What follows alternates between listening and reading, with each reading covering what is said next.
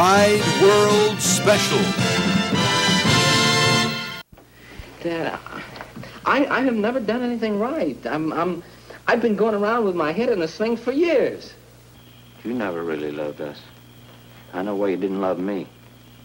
'Cause I'm like my mother, and you never forgave yourself for having loved her. If I had one day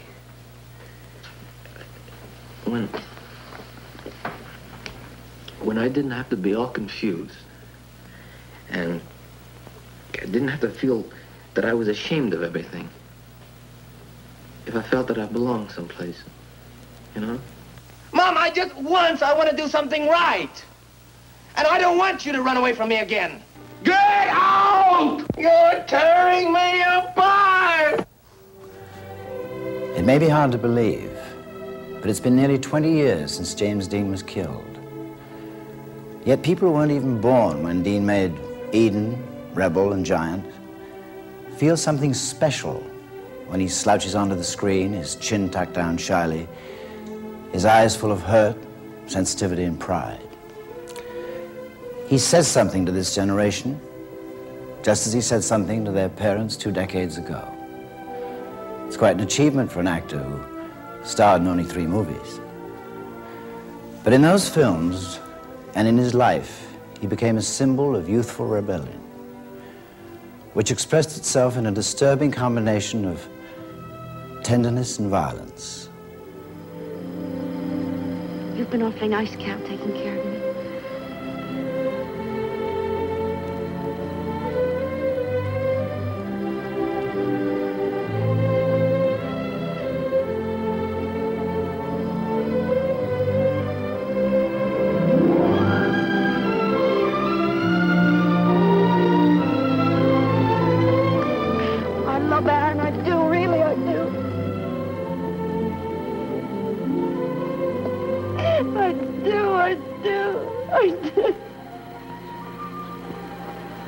And don't lie to me about trying to...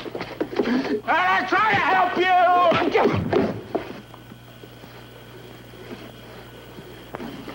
Big Harry. You finished?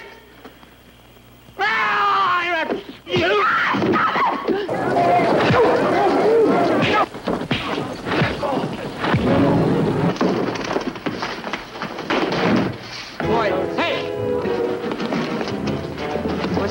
Stand up!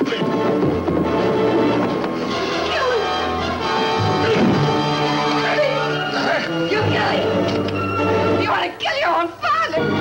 Say hello to your mother, Harry! No! No!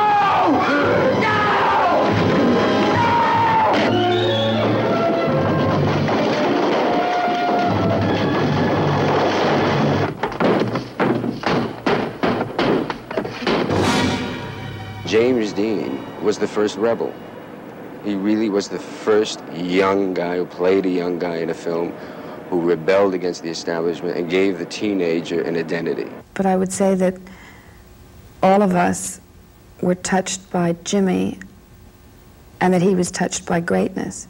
As an American phenomenon, he was, sadly, typical of many American young people. James Dean clanged, sometimes in the wrong key, on the screen and off screen, but at least he clanged, which is more than most people do. He was a nice, normal cat who did his number and did it better than anybody else in the world.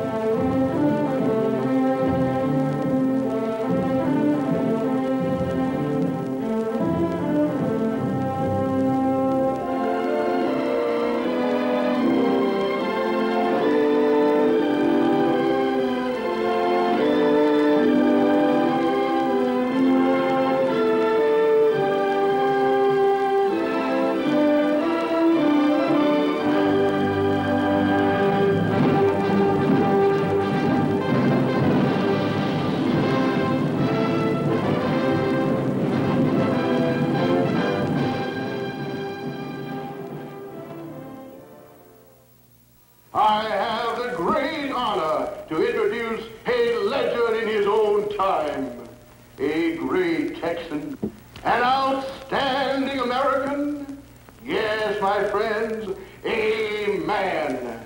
I give to you Jet Rink.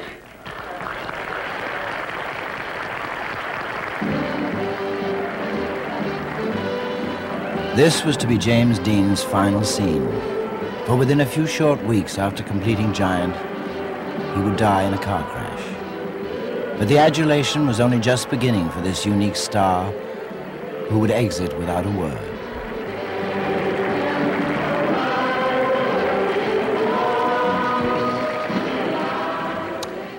James Dean was in his early 20s when he appeared in Giant.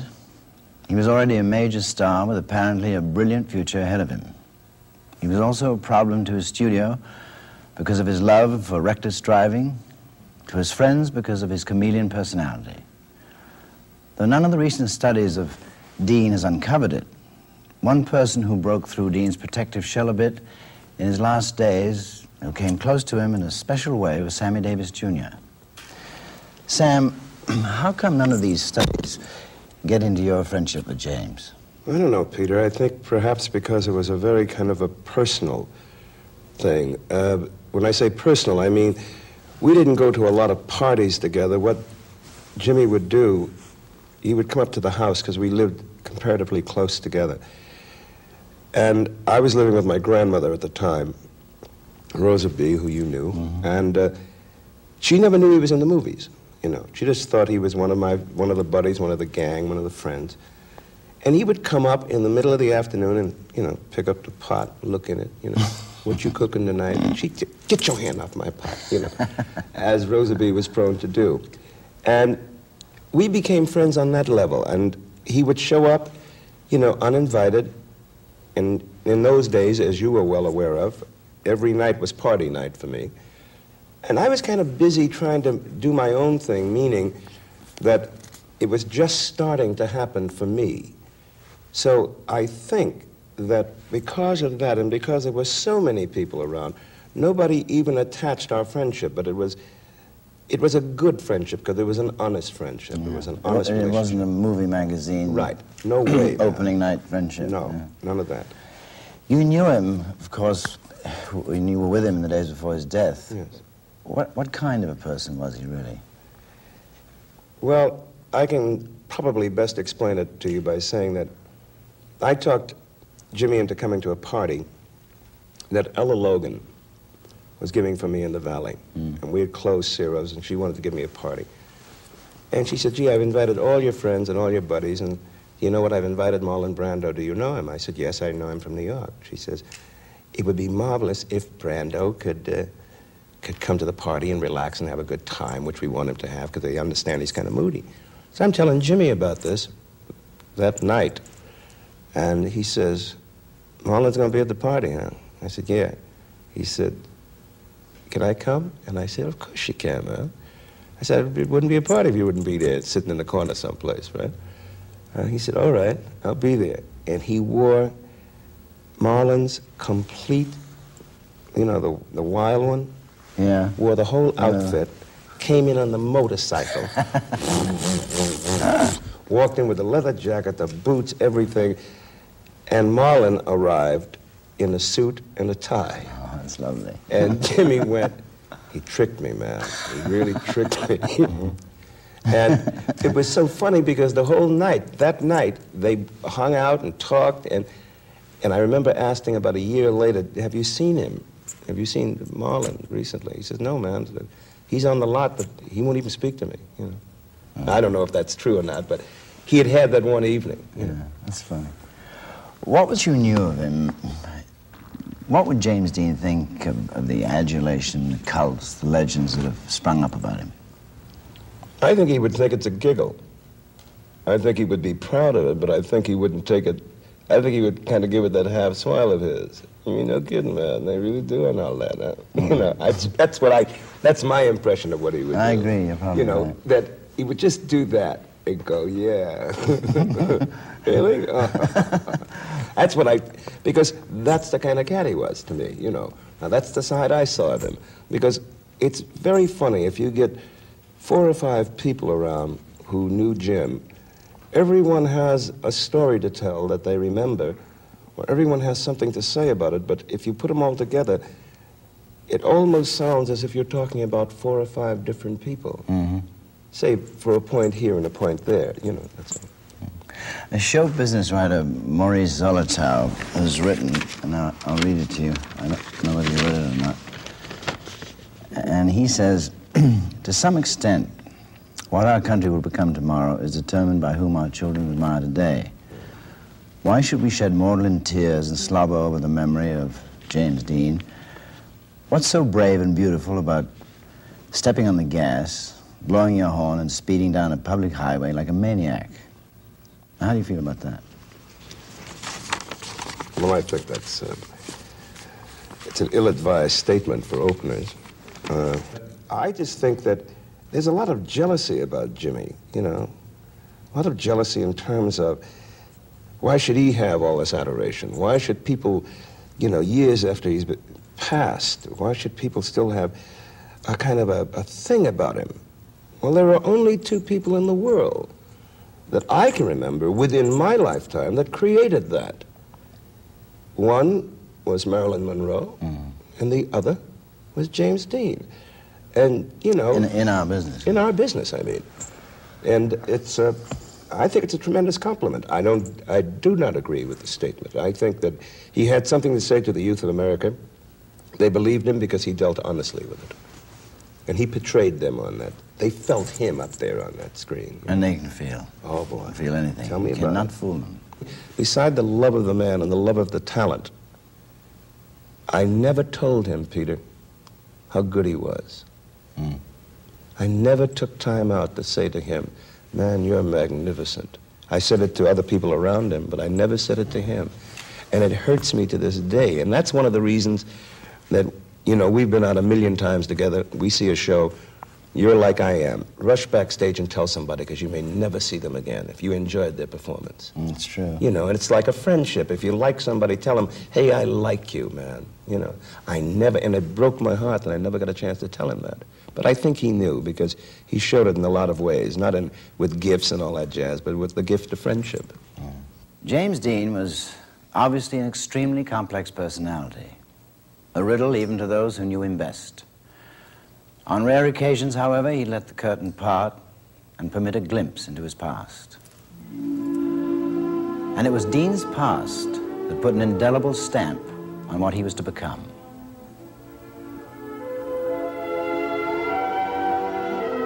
James Byron Dean was born in 1931 to a sensitive mother who surrounded him with warmth, encouraging him to play the violin and tap dance in amateur theatricals. These were his only serene years, for at 9 his mother suddenly died, and to a child's mind she had deserted him. Sent by his father to the Indiana farm of an aunt and uncle, he felt this too a form of parental rejection. Something would be emotionally missing for the rest of his life. He seemed to like the farm and its simple ways, which haven't changed much to this day. And his uncle and aunt, hard-working Quakers, gave him all the comfort and affection they could. But they could never enter the hidden places of childhood where he nursed the pain of losing his parents. The nearest town was Fairmont, a quiet, Andy Hardy sort of place, where Dean went to school, and despite his secret hurts, became an apparently well-adjusted boy with a drive for recognition at sports, emerging, though comparatively short, as a high school basketball star. He also distinguished himself by capturing first place in the state's dramatic speaking contest with a monologue called The Madman, which he began with a blood-curdling scream. High school dramatics, undoubtedly the influence of his artistic mother, began to intrigue him. And here, too, he gave everything his own distinctive, if bizarre, touch. At 18, James Dean left Fairmont, Indiana, for Hollywood, California, to live again briefly with his father, now a virtual stranger, and to become an actor. This was Dean's very first professional role as the Apostle John in a Father Peyton television drama. Jimmy had barely a handful of lines, but his brief appearance in this religious program inspired girls at one Catholic high school into forming the first James Dean fan club. His acting was stilted, yet something else must have come across. I suggest we leave these precincts and go back to Galilee, where we belong. Good suggestion, Andrew. Well spoken, Andrew. Now that's wisdom.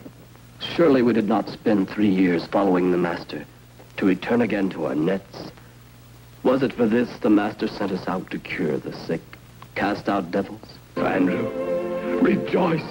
He has risen as he promised. Fan club or not, after this dramatic debut, James Dean's career didn't seem to stand a prayer.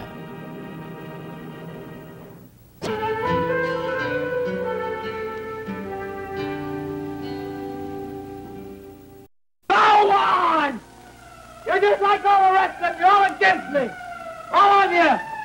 All of you! An astonishingly new James Dean, without robes or sainthood, began to emerge on television in the early 1950s. Raised on an Indiana farm, Dean was the antithesis of a big city delinquent. But he had a raw sensitivity for roles filled with anger and rage. Oh, yeah. Johnny, boy, I'm coming down, boy. Joe, I said put that gun down. Come and get me! We can't take any more chances. Let him have it. That was one of James Dean's first and rather typical television roles in New York. He went there in 1951 because that's where the action was for young talent in those early days. He was fiercely ambitious, an ambition that began, as one version has it, when as a boy he wept angrily over his mother's grave and vowed that because she left him, he would show her he would be great without her. As a struggling actor, James Dean did some starving, but not for long. He was soon appearing in numerous early TV dramas, like this one with Georgianne Johnson, in which he played a psychotic convict. At the same time, on the Broadway stage, he won a Tony as the most promising young performer of the year. In acting circles, he was already being recognized as a natural, projecting remarkable emotional intensity. You're hurting me.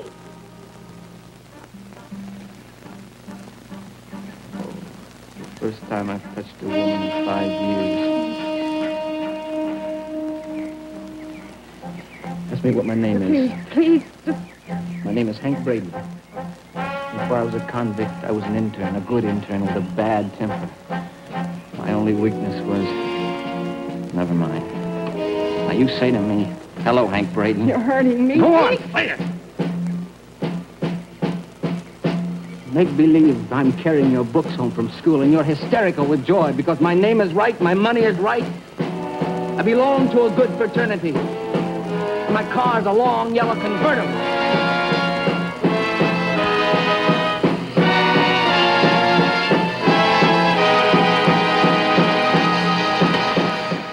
Dean's early success and distinctive personal chemistry brought him back to Hollywood within 3 short years, this time as a star.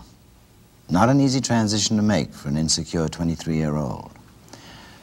But somehow that insecurity and all the other emotions that drove Dean personally were poured with stunning impact in films like Rebel Without a Cause, which also transformed a child actress into a major new star, Natalie Wood. Natalie, all kinds of studies are coming out now about James Dean and his significance as a social rebel. You starred in that picture. So many years later, what do you think that Dean's screen image conveyed? Well, I think the main thing that it conveyed was his need, was his kind of emotional need. And I think that really he was not a rebel in the sense that he was not rejecting parents. He wasn't sort of saying, leave me alone, I don't want to have anything to do with you, I'm going to do my own thing. He was really saying, listen to me, you know, hear me, love me. He wasn't blaming anyone. He wasn't, but he was just trying to get that connection. You know, so much in Rebel, the scene where he was saying to his father, you know, he was trying to make the parents into people that, you know, he could love and into people that would help him, that would give him. It seems to me that kids today are sort of saying, it's a wrap, I'm turning on and I'm dropping out. Yeah. And Jimmy was really trying to fight his way through still, I think, you know. Yeah. In a very active way, you know, he was saying, looking for communication. Stand up to his dad, you know, and communication, yeah, exactly that. Is it possible, however, that Dean blazed the trail for the Mick Jaggers, the Bob Dylans, David Bowies, even the Alice Coopers? Without one, wouldn't we have had the others? Well, maybe not. I mean, maybe one is the, you know, it's the other side of the moon. Yeah. But I think that it's interesting that at that time he had such an impact, even before his death, you know, and then certainly with his death. And now still again, all these years later. So there must be something universal in what Jimmy transmitted, you know. He planted a big seed. Oh, yeah. Now, what about Dean himself in those days? What can you remember about him that made him so intriguing? Well, again, the thing about Jimmy that strikes me now in looking back, I mean, at the time he seemed like a great nonconformist and a great rebel and an eccentric and all of that. But really, he was eccentric only, by today's standards, he wouldn't be eccentric at all, I don't think. I mean, he wouldn't wear ties, he wouldn't wear suits, he wouldn't go to social functions, he wouldn't do the Hollywood thing, you know, he wouldn't do what the studios expected him to do. But yet today, many actors don't do any of those things. You know, most young people don't wear, you know, don't get dressed up and do all of that. Most old people do. Exactly. I mean, nobody does. But I think, you know, he was not into drugs or anything very spooky or weird. I think he was a very healthy young man. Spiritual, yes, very moody and poetic, but not freaked out or drugged out or anything like that. Natalie, at the time, was he aware of the fact that he was becoming a cultural symbol and a star? No, not a cultural symbol. He certainly wasn't aware of that. I don't think he was at that time, but he was very aware of the fact that he was a star. There was no escaping it. I mean, eyes were on him, and I remember when we did a television show before we did Rebel, and we used to go to lunch on his motorcycle to a nearby hamburger joint, and he used to be fascinated with the stories that were being written about him in the movie magazines, you know. So a lot of them were about his love affair with Pierangeli, and he would read them. He wouldn't buy them, but he would be fascinated, you know, and then he'd sort of, you know. Did he think they were trash and sort of? Well, he wouldn't really say, you know. I think he was trying to figure out, you know, or keep a part of himself to himself, and then he was trying to figure out why did they see him in this other way, or how was he being seen by others. You know? Before Rebel, you'd been a child star and very protected, I would imagine. How did you identify with that story? Well, it was a very important film for me personally, because up until then I had worked as a child and I had always just done as I was told. I was, you know, you do this picture next and then you do that picture next, and I was a rather dutiful child. And when my parents read the script of Rebel, they said, oh no, not this one, because this, you know, it showed parents in a rather unsympathetic light. And yet I read it, and for the first time in my life, I said, oh, wait a minute, I have to do this. I love this. You know, I love Judy, and I felt very much of a connection, identification with the part. And I guess I was going through my first rebellion. One of the most powerful scenes in Rebel was a spectacular chicken run with Natalie, Dean, Sal Mineo, and Corey Allen, which served notice on the middle class that their alienated teenagers were a time bomb. Hit your light!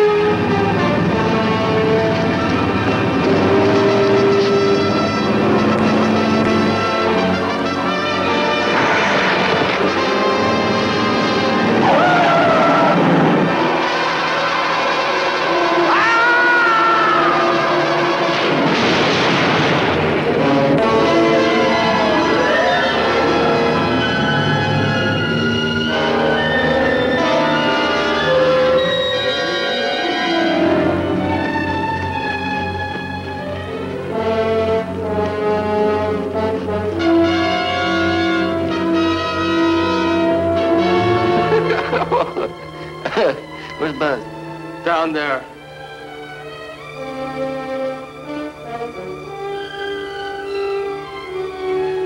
Let's get out of here.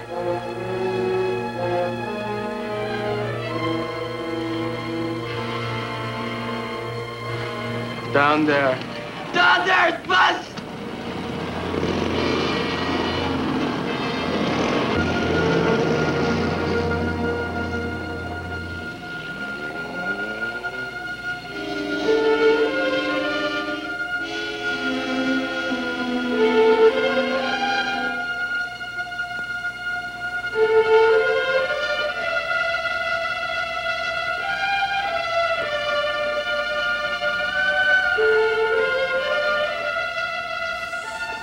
Incredible scene.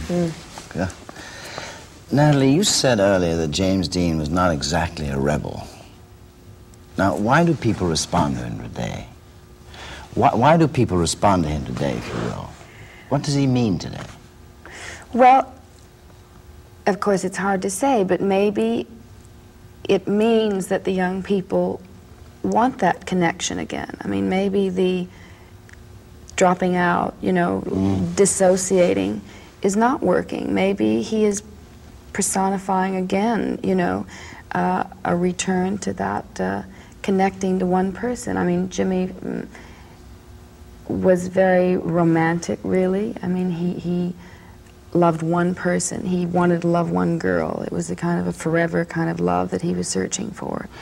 You had a romantic scene with him in Rebel, which in retrospect isn't shocking, but very touching. What is it about that scene that's so touching?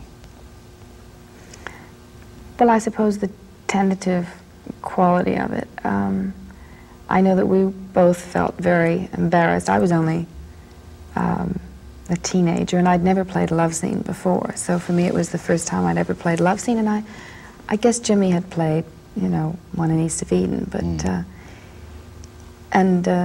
he was quite embarrassed. In fact, some of the dialogue, he didn't quite, you know, didn't quite come out because he mumbled a bit. I wasn't ready for it.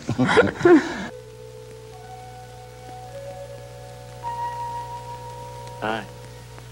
Hi.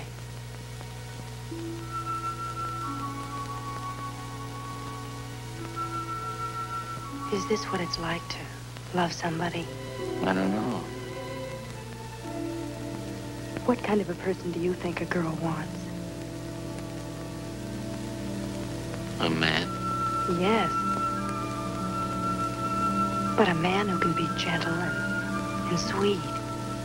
Yeah. Like you are. And someone who doesn't run away when you want them. Like being Plato's friend when nobody else liked him. That's being strong. Oh, wow.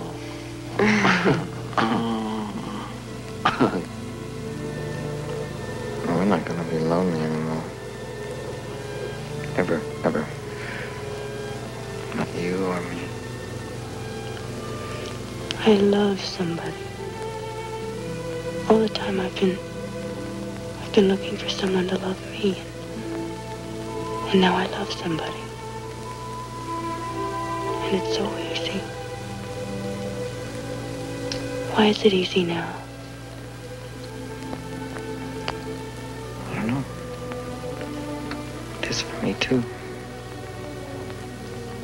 I love you, Jim. I really mean it. Well, I'm...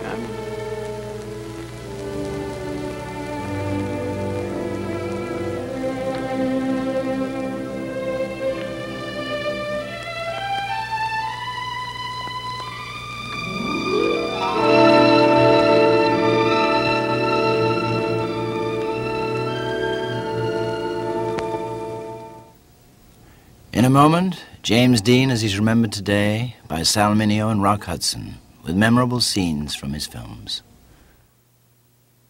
Well, now, you crud chicken, now, you call me that! Violence slashed through James Dean's performance in Rebel Without a Cause. Not the social protest violence that ripped through America a decade later, but a prelude to it. The characters, alienated and bewildered, could not yet identify any clear-cut enemy, so they turned their violence against each other. Look out, Buzz, he's got a chain!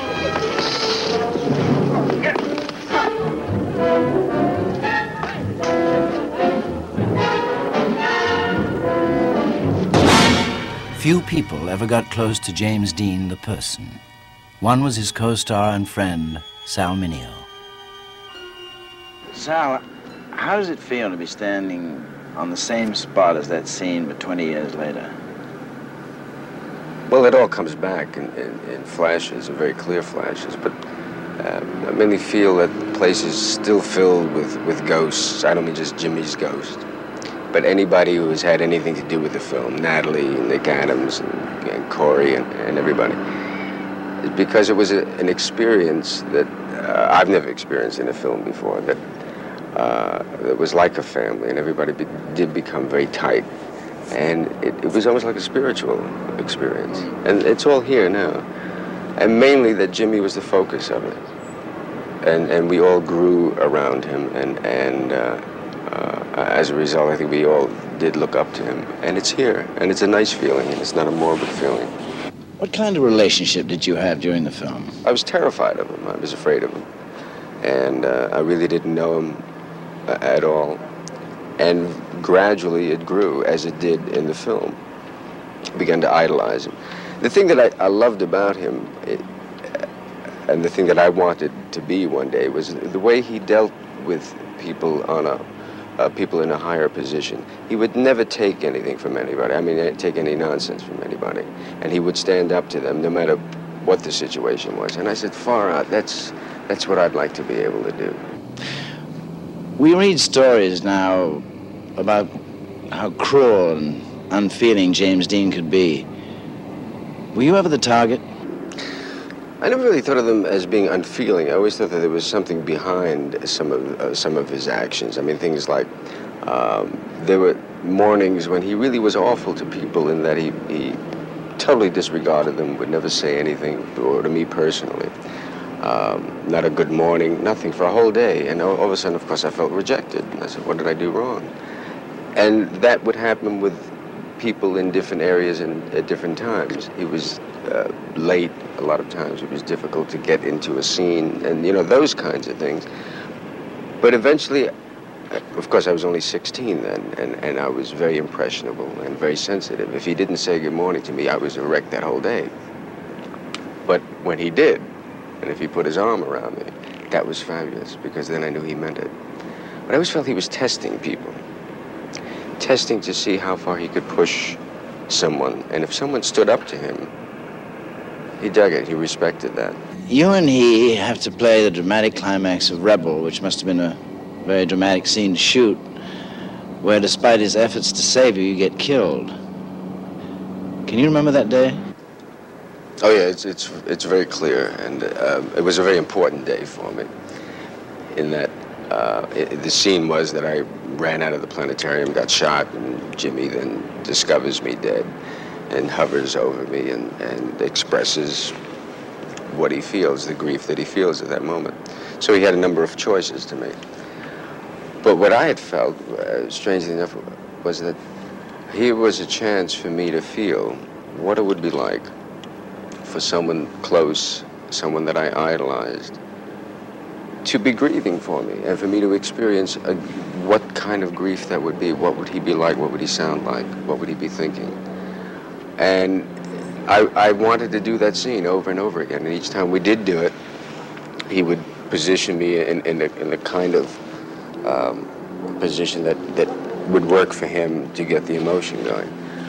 And it was very moving for me, because he was very moved, and when you see the scene, you'll see how he broke up in that moment. And it was seeing your idol there, expressing his grief, and that was incredible. And immediately after the scene, I noticed that there was a change in the relationship. He was very protective, and that whole day, he would never let me out of his sight. He was always there, and that felt nice. See? Come on.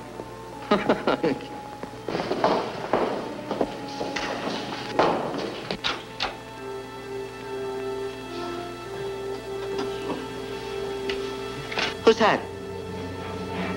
Just a guy. I shot up one of them. No, it's all right. You didn't hurt him. Those are not my friends. Well, look. Make them go away. Are you warm? You want me to make them go away? Want me to fix it? Okay. Jim! Hey, Ray. You make those guys get back? You don't have to worry about anything. Here, Ray, keep the guys back. Ray? That other kid still has a gun. No! Don't turn on the lights. Don't. It's too bright. Plato doesn't... Please. Turn out the lights! Jim! Jim!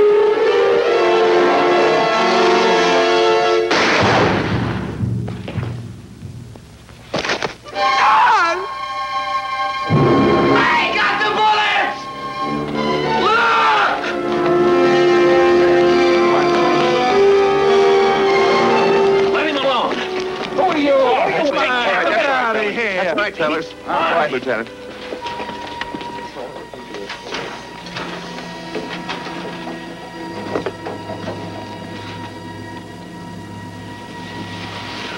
Hey, jerkpot. What'd you do that for?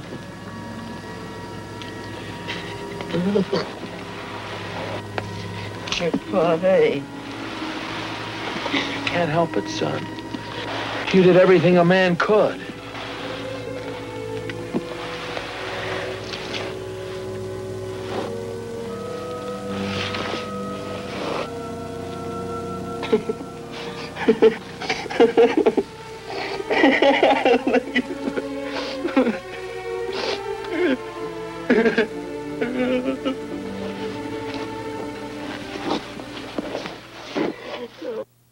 I always feel that he's there within reach and has had a good influence on my life. Do you actually have contact with him? I went through a period, because it was something that we had discussed too during the relationship, about making contact with people that had gone with spirits and all of that. And I tried, and a number of years afterwards, when I finally did accept the fact that he died, I tried making contact with him through sometimes a Ouija board or with a glass and that kind of thing. And I believe it happened. I believe I did feel the presence, and I believe that there was a communication. Of course, I believe that it is possible to make communication with a spirit. To Sal Mineo, James Dean was a friend, a hero, an ideal. To Natalie Wood, he was an intriguing free spirit, a character. But what's so fascinating about Dean is that he could be so many things to so many different people. Almost as if uncertain about who he was, he experimented with different identities. One of his closest friends for a time was Leonard Roseman, who composed the brilliant musical scores for Rebel and East of Eden. Len, you're a serious composer and intellectual. How did you strike up a friendship with someone as primitive as James Dean? Well, firstly, I don't think he was that primitive, but we can talk about that later. I met Jimmy in an odd way. A mutual friend of ours was a director and poet. I was working with him on a libretto to an opera for a Koussevitzky commission. And this mutual friend asked me to write music to a production which was done in New York, which happened to star Jimmy Dean. And Jimmy evidently liked the music. I had met Jimmy, but I didn't remember him after the performance. And some weeks later, he arrived at my doorstep and asked if I'd teach him piano. And I didn't remember who he was, but he looked like some strange Gestapo figure because he showed up in a kind of a motorcyclist outfit, which at that time was very outre in the middle of New York. And I was flabbergasted and delighted, and began to teach him piano. Formed a kind of friendship with him. He never taken piano before? No. As a matter of fact, he had great difficulty because he had this joint on the fourth finger right hand was deformed, and he had a very difficult time even trying to play. But he wanted to play, very badly. Extraordinary. Yeah, at the end, you were no longer friends. Why did it break up? Well, several reasons. Without being too personal about it, I felt that the role that Jimmy expected me to play in his life, I simply couldn't play, which was that of a father. Mm-hmm. And it was exemplified by a fantastic exchange we once had. And there were many exchanges such as this, but he once tried to get me to come out and play basketball with him. And I said, well, Jimmy, you know, I don't like sports very much, at least those kinds of sports. And he just kept on pressuring, and I finally said, well, listen, why is it so important for you that I go out and play basketball with you? And he said, well, you know how a fellow feels. It's like you want your father to play ball with you. And I said, I blew up. I said, I'm not your father. Your father's alive and living in Burbank or wherever he was living at the time. I said, why don't you call your father and ask him to go and play basketball with you? I don't play basketball. Sal Mineo looked up to Dean as an ideal, a hero. Millions of people responded in a similar way to what they saw on the screen. How did Dean feel about himself, do you think?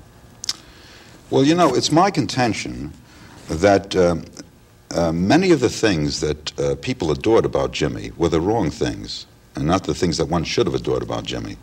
By that I simply mean that the things that he hated in himself and tried to escape from were the things that many of his fans adored.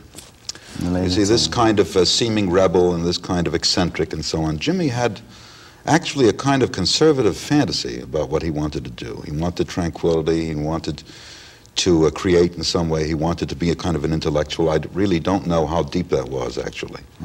But I think that he certainly was a bright young guy, would have been in his 40s now. You know, we were all young guys then. And I think that this kind of runaway, the leather-jacketed man running from society, which was the figure of that time, you know, which was a kind of a middle-class version of the Wild Ones, which Brando had done several years back, was the kind of thing that Jimmy was compelled to do in some way, but at the same time he really didn't, there was a side of him that didn't want to do it, and that's why, of course, he went into analysis toward the end of his life, because he really sought to avoid that. There's a serious new study of James Dean called The Mutant King by David Dalton. And there's one thing in here that he said. It's a quote from Dean, Mutant King. When asked if he were homosexual, he said, well, I'm certainly not going to go through life with one hand tied behind my back. That's a funny idea. And you're asking me whether he was a homosexual? Does that suggest that Dean at that time in his life was a homosexual or had experimented with it? What evidence? I have no personal evidence of that at all. He may have. I've heard that he had, but I must say that is absolute hearsay, because in my entire experience with Jimmy, I didn't see any evidence of any homosexualism at all. Although he had told me at one time, with regard to a certain situation, that he had flirted with some homosexual people in order to get something that he wanted out of, I forget what it was exactly, some position or recognition or something like that. And it's the old story, you know, that if you flirt in a homosexual way with somebody in order to get something, but really aren't a homosexual inside, it's the same as the fellow trying to get out of the army by spitting at the ceiling for 2 years. Is he, or is he not crazy? You know? So I really don't know whether he really was a homosexual. He possibly tried it. He had thoughts. We all do, you know. And so that's my answer to it. His childhood, his feelings of being rejected, undoubtedly had a traumatic influence. Did he ever talk to you about his parents? Yes, he talked about his father, but he talked in a way that gave me the idea that he had absolutely no insight into the nature of his relationship with his father. Occasionally he would call his father. This was when we lived in New York, in that little apartment on 67th Street. He'd call his father, and of course I only heard one part of the conversation, but he was tremendously effusive and warm with his father. And it would seem almost as though what was going on the other side of the line was just as effusive and warm. But as I found out later on, and certainly after his death, that really wasn't the case. I guess his father was rather a repressed man. It was a one-sided thing then. Yeah. Yeah, and I think Jimmy had a fantasy about his father. And if Jimmy didn't have a fantasy about his father, if this was the real relationship with his father, this warm, loving kind of thing, I don't think he'd want to go and play basketball with me as his father. Exactly. You know? Yeah. And that just came out of some sort of rejection. You know? Yeah, I think so. You were on the set of East of Eden, which dealt with the boy's struggle for his father's love. Yeah. And there was that powerful scene where his father rejects him. Can you remember that day? Oh, I remember it very well, quite vividly, because I remember Julie Harris. I came on the set late. They had either made a take or tried to make a take and didn't work, or else they were just about to. And Julie came over to me, and because Jimmy and I were inseparable at that time, and she said, "There's something terribly wrong with Jimmy. He's can't stop crying. He's terribly upset, you know." And I said, "Well, I don't know." So I went up to Jimmy's dressing room where Jimmy was there, and he was crying, carrying on terribly.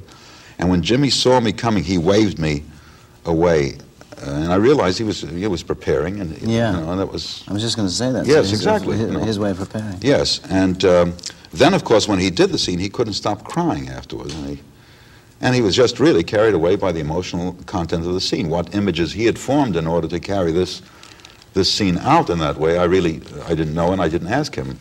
Ray Massey was kind of an old school actor, but a marvelous man.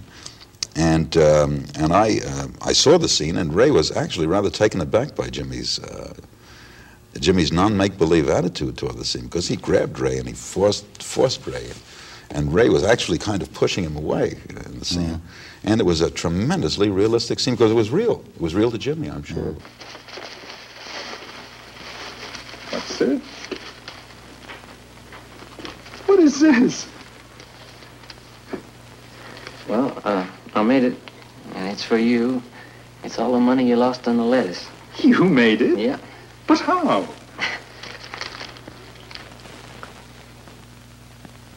Beans. Beans? Yeah, we bought futures at 5 cents, and war came along, and the price went sky high. So, that's for you. And it's all the money you lost in the lettuce business. And that's for you, and I made it for you. Cal, you will have to give it back. No, I made it for you, Dad. I want you to have it. You'll have to give it back. Who? I can't give it.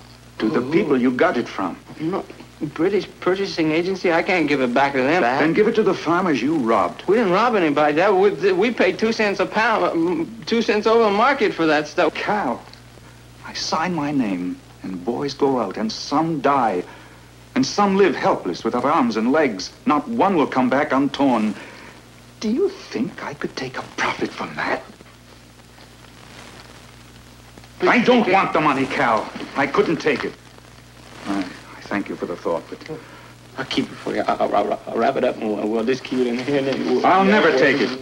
Son, I'd be happy if you'd give me something like, well, like your brother's given me. Something honest and human and good.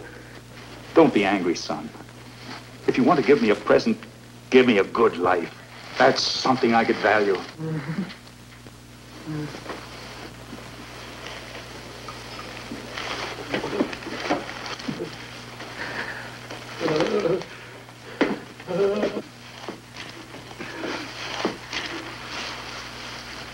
Cal!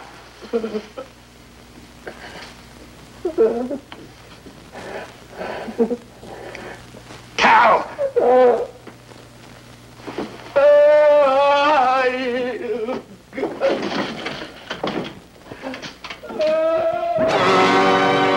Next, scenes from Giant with Rock Hudson and Elizabeth Taylor. Before his third movie, Giant, was released, James Dean was already an idol for American teenagers. A rallying point, you might say, for their feelings of rage and rebellion against a world they never made. But Dean, the symbol, almost obscured Dean the actor, which is unfortunate because he was a dazzling actor. Though he felt alienated from people in many ways, he studied them carefully from behind his protective wall. And on screen, he could create characters who crackled with life and emotion. In Giant with Elizabeth Taylor, he communicates a longing for human contact and affection that is almost heartbreaking to watch. I'm not too awful bad now. I got a few friends. Madame likes me. And old Vic now, even old Vic, he likes me. A little bit. Well, no, but they don't like me quite enough to kind of divvy up what they got way too much of.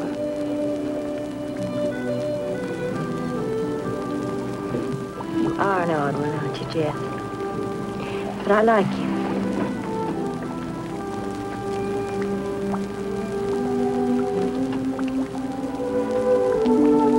I like you, too. I guess you're about the best-looking gal we've seen around here in a long time. I think. Prettiest than I think I've seen down here. Why, thank you, Jeff. That's a very nice compliment. And I'm going to tell my husband I've met with your approval.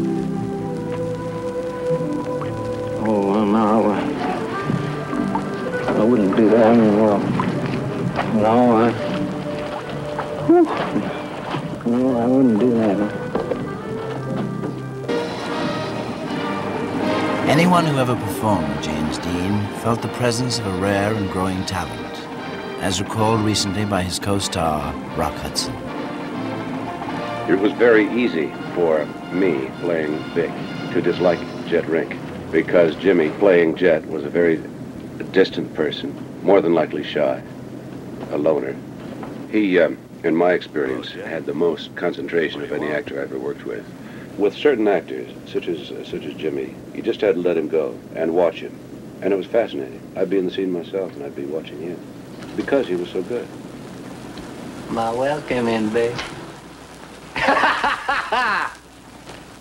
Fine.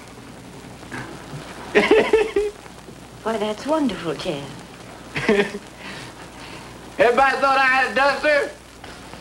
Y'all thought old Spindle Top old Burnett was all it was, didn't you?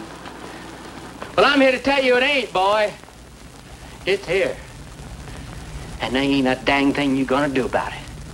My well came in big, so big, and there's more down there, and there's bigger wells.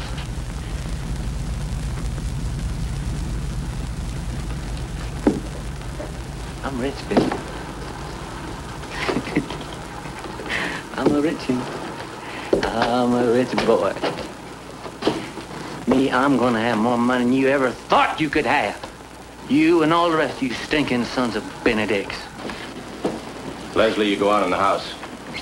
Take the women with you. Jet, we're real glad you struck him. Now you go on along home. Oh, my, you sure do look pretty, Miss Leslie. You always did look pretty. Just pretty now, good enough to eat. Wait a minute. Boy, take it easy. Take it easy, boy. Hey, come on. Wait a minute. Oh, you Tessie, Vic. Tessie is no cook.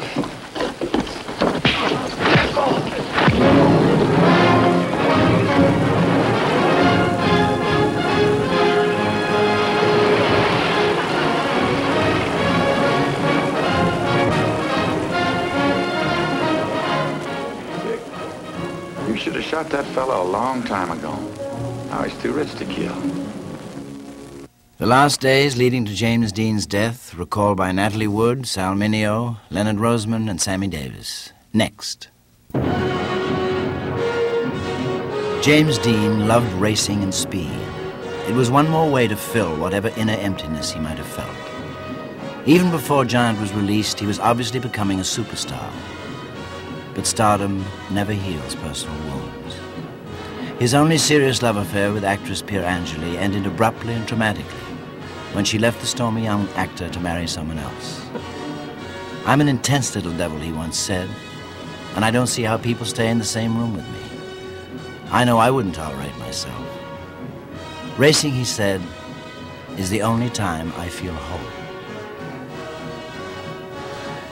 Public success, a deep sense of personal failure, an unstable, explosive mixture.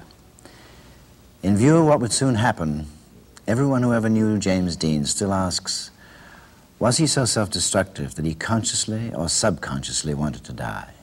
Driving a silver gray car without lights at a tremendous speed at twilight on a well-traveled public highway is certainly, just in a common-sense fashion, not a prelude to a tranquil life. Never believed that. Never believed that there was a need to destroy himself. There was too much that he would talk about in the future that was too important to him. Death wish, no, I don't think he did. I don't think he did it. As I said, that side never showed to me. I think he loved life. I think he may have grabbed too strongly at life, but I don't think he had a death wish. September 30th, 1955. Just a few weeks after completing Giant, James Dean eagerly drove his new Porsche northward to the races at Salinas, east of Eden country. At 3:30, he'd be stopped by the highway patrol and ticketed for speeding. Toward dusk, he'd again be hurtling north at 85 miles an hour, 30 miles over the speed limit. He was doing what made him feel most alive. James Dean was laid to rest in Fairmont, Indiana, the nearest place he had ever had to a home. He was 24 years old. The small cemetery still attracts visitors, many of them strangers bringing flowers. Others seeking some kind of souvenir or relic, chip away at the past as if by doing so, they could take part of him away with them. Like so many other doomed artists, he died much too soon. But like them, dying young somehow only preserved him, forever youthful in our memory.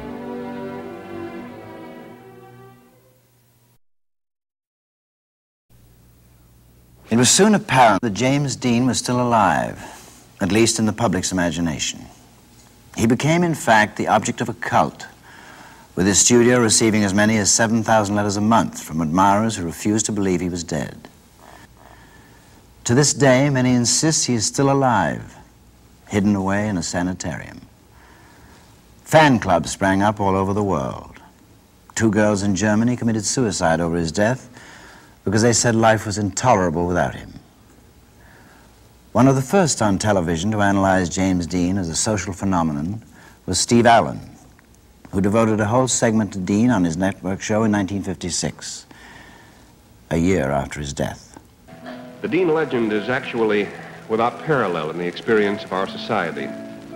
It's really not an exaggeration to say that a certain segment of our population mourns Dean in the way they might a departed national hero. His bereaved fans write thousands of letters each week to his studio and to his family. Practically every major magazine has done a story about him. Just a few are in my hands here at the moment. I'm sure you've read most of these stories. Steve, here we are almost 2 decades later, still fascinated by James Dean. Why such interest in someone who left us less than a handful of films? I think in all of our souls, Peter, there are empty spaces that we want to fill up with something, and apparently in the American soul, there's some vacuum at a point that many people feel that Dean fills, or the memory of him. It's easy to understand why kids respond to Dean, but why do adults? Why did you? I mean, enough to do a whole film portrait on him. Well, I was 20 years younger when I first became interested in the phenomenon of Dean, but it could have happened even if I were my present age.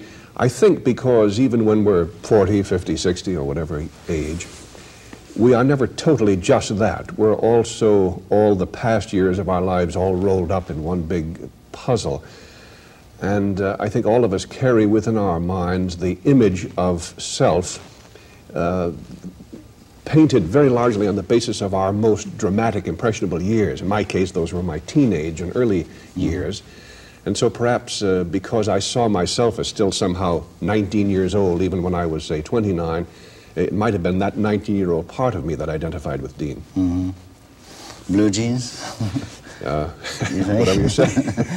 You said you identified very strongly with him, and it's hard to imagine any two people more unlike James Dean and Steve Allen. Well, each of us, Peter, as you know, is not one thing. We're all literally thousands and thousands of things. And if you wrote down, let's say, 1,000 things that I am, you'd find that many of them have nothing to do with the image of Dean at all. The part of me that plays the piano or is interested in ping pong or whatever, that has nothing to do with Dean. But the part of me that saw myself in earlier years as a confused, emotionally troubled teenager, that part of me did strongly identify with Dean, and I think that's what happens in the minds of many people who admire him. That's a very good point. Why do you suppose it is that kids don't have anyone to respond to as strongly today as they did with Dean? Well, I think their idols today, in terms of who they will stand in line 6 hours in the rain to see, are mostly rock singers and musicians, and pretty much all they know about them is their singing and their songs, their records, the orchestral arrangements, that sort of thing. Whereas Dean pretty much revealed himself. He only made these 3 films, as we know, and yet he was, as I said earlier, remarkably consistent in all of them. He was the troubled, in some sad ways, typical American youth, so they were seeing into him. It wasn't just a matter of liking a way he sings a song or does a dance or something. Yeah, this is just a thought, but is it possible that our culture went too overboard for the whole James Dean, Catcher in the Rye, confused adolescent syndrome? That maybe we'd be better off going back to Abe Lincoln walking 6 miles to school and George Washington surveying the wilderness at the age of 16. Well, Lincoln and Washington are certainly more rational, admirable models, but such choices can never be dictated, even neither to individuals nor to societies. So what you have to take as the reality. People do identify with Dean, many of them anyway, and then ask the questions why that is. You don't learn much by saying, shouldn't we identify with Lincoln? Sure we should, but some do, some don't. Yeah. Obviously, after all these years, James Dean won't leave us alone, or we won't let him alone.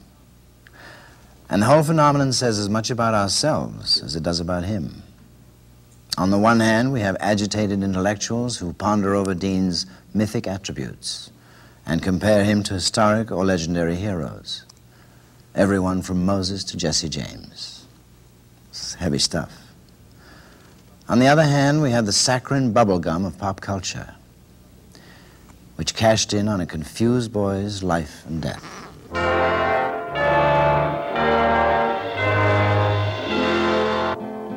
James Dean, Jimmy,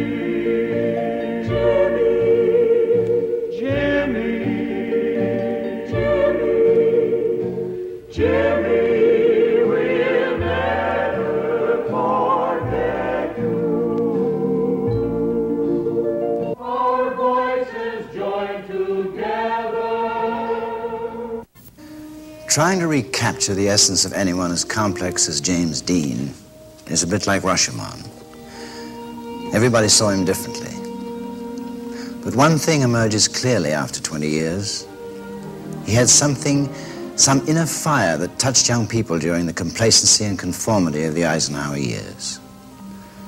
And he lit a spark of rebellion that eventually became part of the youthful explosion and protests that rocked America in the 1960s. In the 70s and beyond, his impact may be more private, more personal.